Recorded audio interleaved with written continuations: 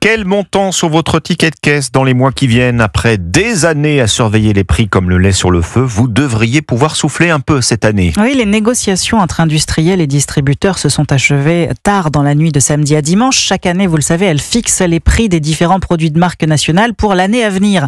Alors le détail ne sera connu que plus tard, Baptiste Morin, mais on s'attend déjà, en dehors de rares exceptions, à des tarifs stables. Oui, la fin de l'inflation devrait s'observer dans les supermarchés. Les distributeurs annoncent une quasi-stabilité. Autrement dit, les prix ne devraient pas augmenter de plus d'1 ou 2% aux grandes dames des industriels qui ont fait valoir jusqu'au bout des négociations des hausses de leurs coûts de production, comme Christiane Lambert, l'ex-présidente de la FNSEA, qui est désormais à la tête de la Fédération des entreprises françaises de charcuterie traiteurs. C'est toujours et encore la tyrannie, la guerre des prix, la guerre des parts de marché. Les distributeurs veulent challenger le leader.